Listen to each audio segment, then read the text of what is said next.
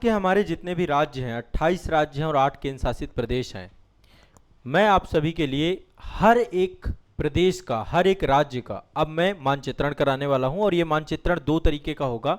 एक तो राजनीतिक मानचित्रण होगा और एक भौतिक मानचित्रण होगा।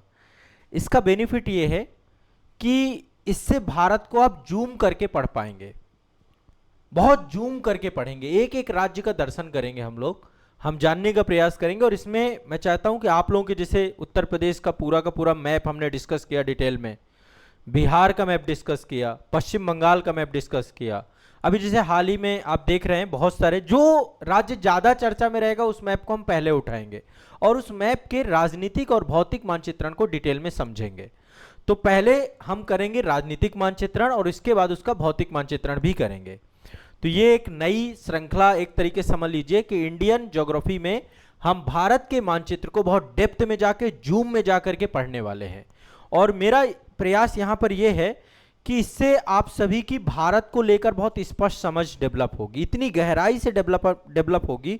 और साथ ही हर राज्य के बारे में कुछ आपको इंटरेस्टिंग फैक्ट भी बताऊंगा, कुछ ऐतिहासिक तौर पे भी हम उस राज्य को कनेक्ट करेंगे। इससे आपकी बहुत गहरी समझ बनने वाली है। और शुभारंभ करने वाले हैं हम पश्चिम बंगाल से।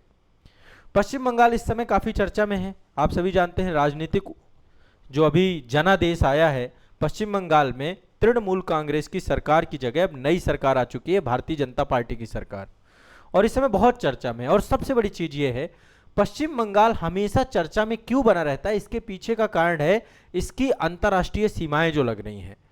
ठीक है, एक तरफ बांग्लादेश से भी सीमा लगती है, यहां पर आप ऊपर जाके देखेंगे तो यहां पर नेपाल के साथ भी सीमा साझा कर रहा है ये, और भूटान के साथ भी सीमा साझा कर रहा है, यानी कि बहुत ही संवेदनशील है।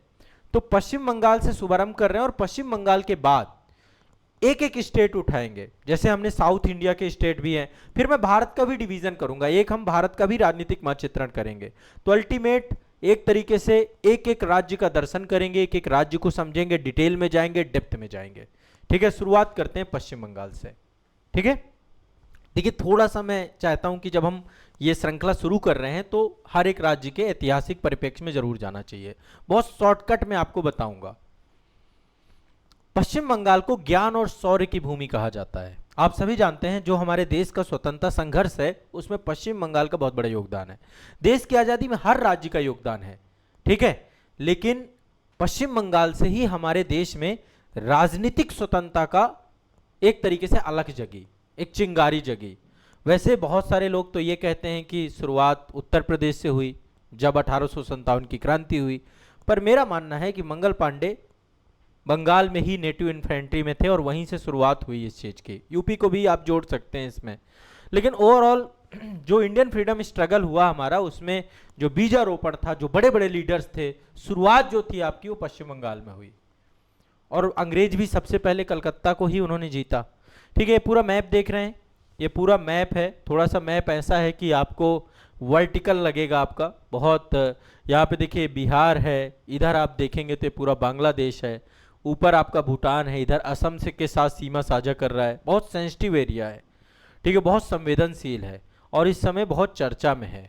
बहुत सारी नदियां हैं यहाँ पर, ठीक है, डेवलपमेंट के, और जैसा कि मैंने बोला शौर्य और ज्ञान की भूमि है ना। तो अल्टीमेट बंगाल के बारे में पढ़ना बहुत इंटरेस्टिंग है, आप थोड़ा सा जानेंगे। तो जब सिकंदर का आक्रमण हुआ था 326 ईसा पूर्व की बात कर रहा हूं, जब मौर्य काल शुरू होना था, नंद वंश का शासन चल रहा था, तो यूनानी जितने भी लेखक आए सिकंदर के साथ, उन्होंने बंगाल को एक शक्तिशाली, यहाँ पर एक वंश था जिसका नाम था गंगारिदाई वंश। ठीक है, गंगारी दाई वंश था, यहाँ पर एक साम्राज्य था, उसका उल्लेख किया। और ऐसा कहा गया कि यहाँ पर जो पूरा का पूरा शासक था, ये जो पूरा साम्राज्य था, इसके शासक के पास एक बहुत विशाल सेना थी। ठीक है, 8वीं से 12वीं शताब्दी के अंत तक यहाँ पर पाल वंश का शासन था। पाल वंशों का शासन बंगाल में भी था और यहाँ पर भी था। आगे चल के यहाँ पर सेन वंश का शासन भी हुआ बंगाल रीजन में। पाल वंश, सेन वंश, पाल वंश को बंगाल का एक तरीके से स्वर्ण काल कहा जाता है इस टाइम पीरियड पे। गोपाल के द्वारा पाल वंश को एस्टेब्लिशमेंट किया, गोपाल का चुनाव स्वयं जनता ने किया था, ऐसा कहा जाता है।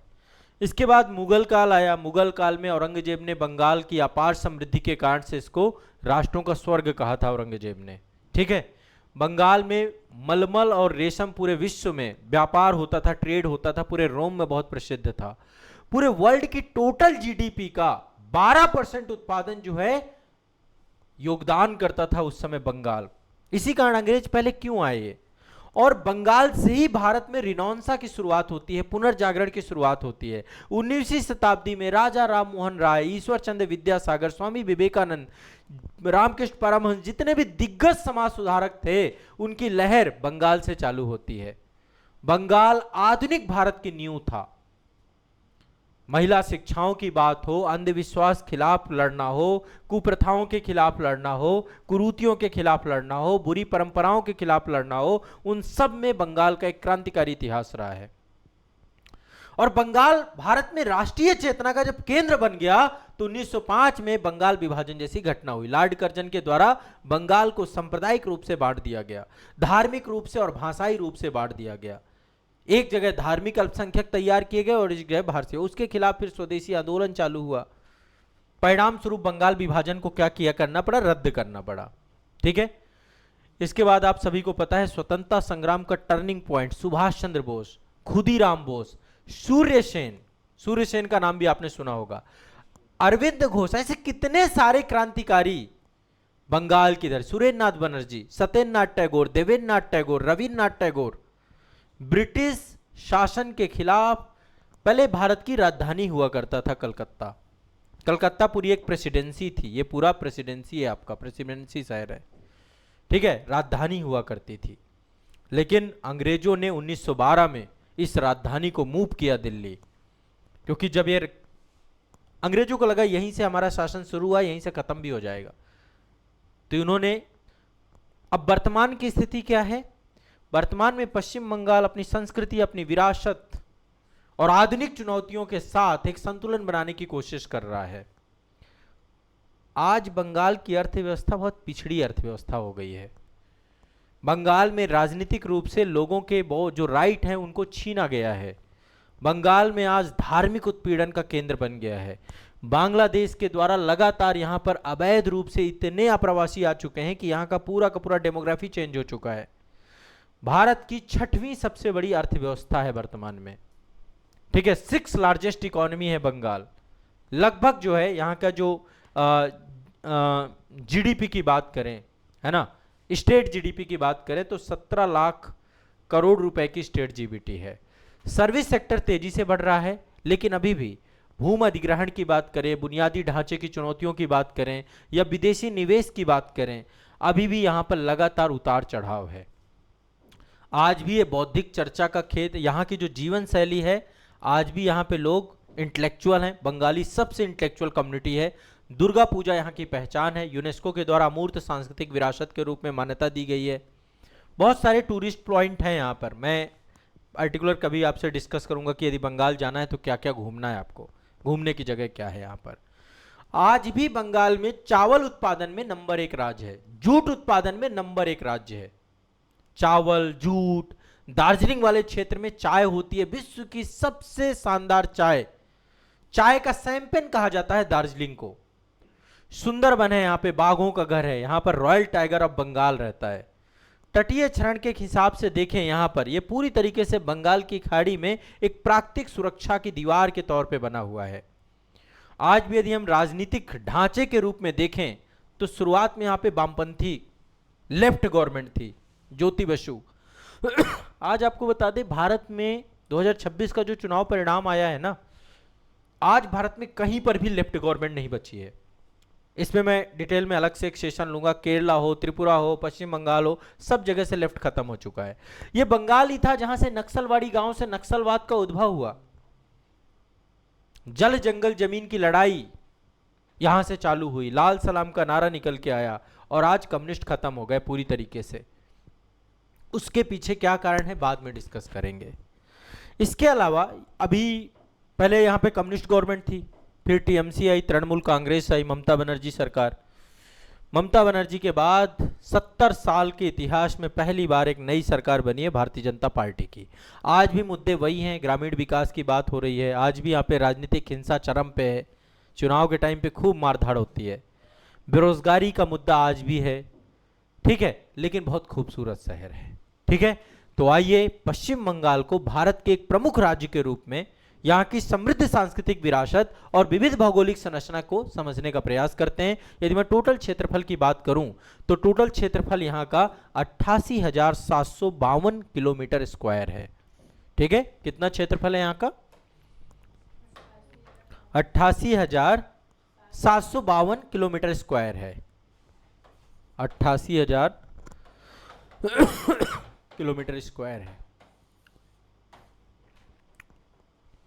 पश्चिम बंगाल के यदि राजनीतिक मानचित्र की बात करें तो टोटल 5 डिवीजन है यहाँ पे, 5 डिवीजन या 5 प्रभाग, 5 डिवीजन में इसको बांटा जाता है। और जिलों की बात करें कि टोटल कितने जिले हैं, तो वर्तमान में 23 जिले हैं पश्चिम बंगाल में। तो आइए सबसे पहली बार एक बार हम सारे डिवीजन देख लेते हैं, फिर डिवीजन के हिसाब से सारे जिले देख लेंगे, ठीक है। मैं आपको सारे जिले डिवीजन दिखा रहा हूं। सबसे पहले देखिए, ये ऊपर वाला जो डिवीजन है इसका नाम है जलपाईगुड़ी डिवीजन। सबसे ऊपर है जलपाईगुड़ी। जलपाईगुड़ी में अलीपुरद्वार है, कूच बिहार है, दार्जिलिंग है, जलपाईगुड़ी है और जो है कलिम्पोंग है। ये आपके टोटल यहाँ पे ये वाला ये कलर देख रहे हैं, ये आपका जो है, इसके लिए वही बात है, एटलस यदि आपके पास होता तो पश्चिम बंगाल का मानचित्र खोल लेते आप, बड़ी कृपा करते। पश्चिम बंगाल का मानचित्र, अब एटलस होगा नहीं, भूल ही जाते हैं, याद ही नहीं रहता है ना, गजनी वाली हालत है। तो जलपाईगुड़ी डिवीजन, ठीक है। दूसरा डिवीजन है मालदा डिवीजन। ये आप देख पा रहे हैं, ये पूरा मालदा डिवीजन है। मालदा डिवीजन में मालदा है, उत्तरी दिग्नाजपुर है, दक्षिणी दिग्नाजपुर है, मुर्शिदाबाद है, ऐसे करके कुछ जिले हैं। हम एक बार सारे जिले देख लेंगे अभी एक एक करके। पहले दूसरा आपका डिवीजन है मालदा डिवीजन है। टोटल कितने डिवीजन मैंने बताया आपको? 5। उत्तर प्रदेश में कितने? 18। उत्तर प्रदेश को 18 भागों में बांटते हैं, ठीक है, और पश्चिम बंगाल को 5 भागों में बांटते हैं। टोटल 23 जिले हैं पश्चिम बंगाल में। तो पहले नंबर पे मैंने जलपाईगुड़ी डिवीजन बताया, दूसरे नंबर पे बताया मालदा डिवीजन, तीसरे नंबर पे आपका है ये वाला जो डिवीजन है, ये कलर आप जो देख पा रहे हैं, ये है बर्धमान डिवीजन। ये वाला बर्धमान डिवीजन, इसमें बीरभूमि है, हुगली है, पश्चिमी बर्धमान है, पूर्वी बर्धमान है, ठीक है। टोटल यहां पर 4 जिले आपके इस डिवीजन के अंतर्गत हैं, ये डिवीजन। इसके बाद अगला डिवीजन है प्रेसिडेंसी डिवीजन। आप सभी जानते हैं कि पहले हम इसे प्रेसिडेंसी कहा करते थे, और प्रेसिडेंसी डिवीजन में आपका हावड़ा आता है, कोलकाता आता है, नदिया आता है, एक 24 परगना है आपका यहाँ पर, उत्तर 24 परगना जिला है और एक दक्षिण 24 परगना जिला है। 2 जिले हैं। अभी जिले हम सारे देखेंगे कहाँ पे उत्तर है कहाँ पे दक्षिण है। और एक और डिवीजन है जो आपका ग्रीन कलर से, ये वाला डिवीजन, इसको बोलते हैं मेदिनीपुर डिवीजन। मेदिनीपुर डिवीजन में बांकुरा है, झाड़ग्राम है, पश्चिमी मेदिनीपुर है और पूर्वी मेदिनीपुर है और पुरुलिया है, ठीक है। तो टोटल 5 डिवीजन हैं। अब चलिए एक एक डिवीजन को समझते हैं मैप में जिले के साथ। सबसे पहले ऊपर आ जाइए जलपाईगुड़ी में, जलपाईगुड़ी में आ जाइए।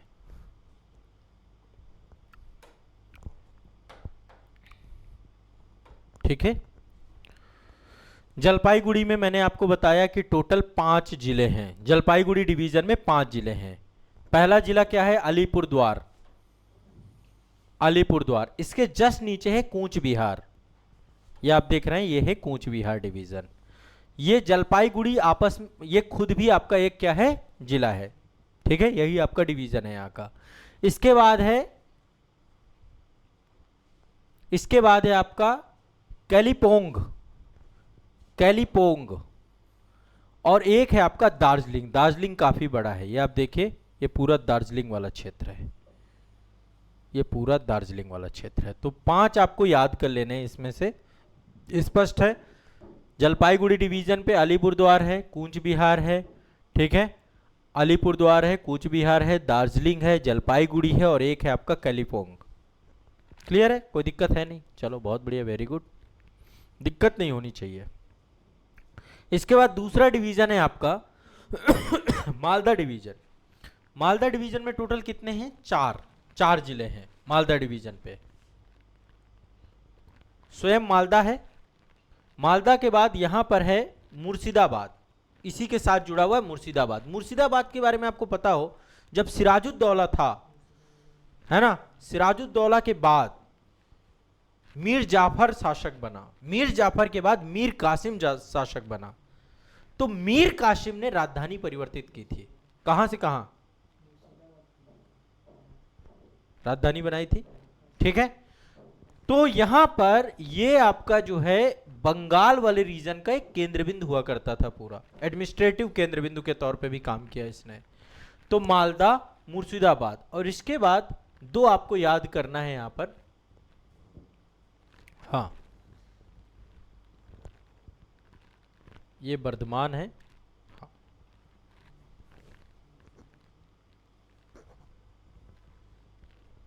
इसमें दो हैं दीनाजपुर, एक मिनट रुकिएगा, थोड़ा सा मैप में थोड़ा सा कुछ चीजें हैं।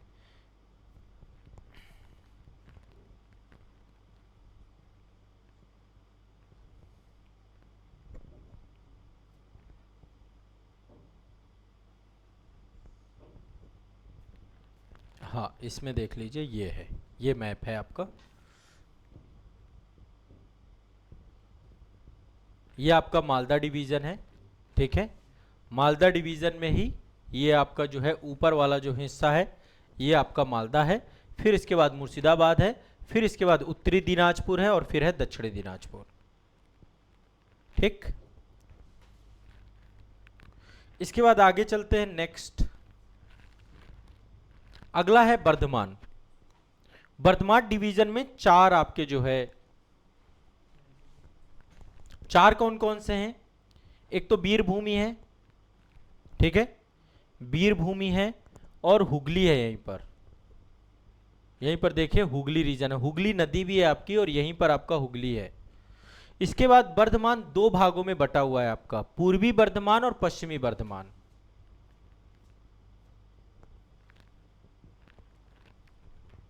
ये वाला हिस्सा आप देख रहे हैं, ऊपर वाला हिस्सा जो आपका है वीरभूमि का है, यहाँ पे हुगली रीजन है, और यहाँ पर आपका पूर्वी वर्धमान और पश्चिमी वर्धमान है, ठीक है। इसके बाद एक है आपका presidency division, presidency division presidency division में एक तो आपका जो है दक्षिणी परगना 24 परगना और उत्तर 24 परगना, ये दो आपके यहाँ पर हैं। इसके बाद कोलकाता है, ठीक है, हावड़ा है और नदिया है, ठीक है। प्रेसिडेंसी डिवीजन पे टोटल कितने हैं? 5 हैं आपके, 5 हैं, हावड़ा, नदिया, कोलकाता, उत्तरी 24 परगना, दक्षिण 24 परगना, 5 जिले ये हैं। इसके बाद है आपका मेदिनीपुर डिवीजन, ये वाला हिस्सा मेदिनीपुर डिवीजन। मेदिनीपुर डिवीजन में टोटल यदि हम देखें तो टोटल 5 है यहाँ पे, बांकुरा, झालग्राम, पश्चिमी मेदिनीपुर, पूर्वी मेदिनीपुर और पुरुलिया, ठीक है। ये आपका पूर्वी मेदिनीपुर है, ये आपका पश्चिमी मेदिनीपुर है, यहां पर ऊपर देखिएगा ये पुरुलिया है, ये बांकुरा है, ठीक है, और झाड़ग्राम। टोटल 23 जिले आपके पड़ते हैं, टोटल 23 जिले आपके पड़ते हैं। फिर से मैं एक बार बता देता हूं, टोटल 5 डिवीजन में हमने बांटा था। पहला था आपका जलपाईगुड़ी डिवीजन, जलपाईगुड़ी डिवीजन में आपके कौन कौन से? अलीपुरद्वार, कूच बिहार, दार्जिलिंग, जलपाईगुड़ी, कैंपलोंग, ठीक है, कैलिम्पोंग, ठीक है। इसके बाद मालदा डिवीजन है, मालदा, उत्तरी दिनाजपुर, दक्षिणी दिनाजपुर, मुर्शिदाबाद। वर्धमान डिवीजन है वीरभूमि, हुगली, पश्चिमी वर्धमान, पूर्वी वर्धमान। प्रेसिडेंसी डिवीजन में हावड़ा, कोलकाता, नदिया, उत्तर 24 परगना, दक्षिणी 24 परगना। और मेदिनीपुर डिवीजन में बांकुरा, झालग्राम, पश्चिमी मेदिनीपुर, पूर्वी मेदिनीपुर और पुरुलिया। इतना क्लियर है? जैसा कि मैंने बॉर्डर्स आपको बताई दी हैं, पश्चिम बंगाल एक ऐसा राज्य है जो 3 देशों के साथ सीमा साझा कर रहा है, पूरब में बांग्लादेश है और उत्तर में भूटान और नेपाल है, ठीक है। इसके अलावा यदि भारतीय राज्यों की बात करें तो सिक्किम के साथ सीमा साझा कर रहा है उत्तर में, ठीक है, उत्तर में सिक्किम। पूर्वोत्तर राज्यों की बात करें तो पूर्वोत्तर राज्यों में असम के साथ सीमा साझा कर रहा है। पश्चिम में झारखंड और बिहार के साथ सीमा साझा कर रहा है, बिहार के साथ सीमा साझा कर रहा है, झारखंड के साथ सीमा साझा कर रहा है, ठीक है। और दक्षिण पश्चिम में उड़ीसा के साथ सीमा साझा कर रहा है, नीचे उड़ीसा है, ठीक है। दक्षिण पश्चिम में उड़ीसा, पश्चिम में झारखंड और बिहार, पूर्वोत्तर में असम राज्य के साथ, उत्तर में सिक्किम के साथ। ये भारतीय राज्य है जिनके साथ सीमा साझा करता है। क्लियर है, स्पष्ट है, कोई दिक्कत तो नहीं है। तो ये पॉलिटिकल मानचित्र है जनरली। अब इसके बाद मैं आप सभी को आने वाले सेशन में एक मानचित्र जो है पश्चिम बंगाल का फिजिकल ज्योग्राफी का बताऊंगा, जिसमें मैं बताऊंगा कि पश्चिम बंगाल को यदि आप देखें तो उत्तर में हिमालय से लेकर दक्षिण में बंगाल की खाड़ी है। ये देखिए बंगाल की खाड़ी है, और उत्तर में देखेंगे तो हिमालयी क्षेत्र है पूरा का पूरा। ये देखिए ना, नेपाल लगा हुआ है इधर, है ना, और ये सिक्किम है, पूरा हिमालयी विस्तार है। ठीक है। उत्तर में पर्वतीय प्रदेश में बांटते हैं, दार्जिलिंग हिमालय रीजन पूरा का पूरा इसके अंतर्गत आता है।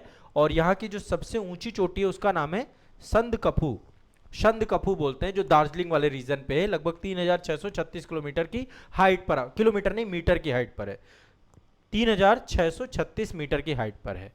इसके अलावा जब पहाड़ वाला रीजन है जहां पर भी, उसके बाद तराई वाला रीजन आता है, पहाड़ों के नीचे सकरा मैदानी क्षेत्र, फिर गंगा का क्षेत्र है यहाँ पर, है ना। पश्चिम बंगाल में गंगा का जलोढ़ मैदान है। पश्चिम बंगाल दो भागों में बट जाता है। यहाँ पे गंगा एक हिस्सा हुगली के तौर पे नीचे चला जाता है और एक आपका बांग्लादेश में प्रवेश कर जाता है। इसके बाद यहाँ पर राढ़ क्षेत्र है, पश्चिमी पठार क्षेत्र है, सुंदरबन का डेल्टाई क्षेत्र है, कई सारी नदियां हैं यहाँ पे, हुगली है, तीस्ता है, तोरसा है, जलढाका है, महानंदा है, दामोदर है, अजय है, कंसावती है, ऐसे करके कई सारी नदियां यहाँ पर जो है प्रमुख नदियां हैं। ठीक है, क्लियर है, स्पष्ट है, कोई दिक्कत तो नहीं है। राजधानी क्या है? कोलकाता। क्या लैंग्वेज यहां पर बोली जाती है? बंगाली और अंग्रेजी। ठीक है। भारत में चौथा सबसे बड़ी आबादी वाला राज्य, चौथा सबसे बड़ी आबादी वाला राज्य पश्चिम बंगाल ही है। जलवायु कैसी है? उष्णकटिबंधीय जलवायु है यहां की, उष्णकटिबंधीय जलवायु है। आर्द्र उपोष्णकटिबंधीय जलवायु भी है यहाँ पर।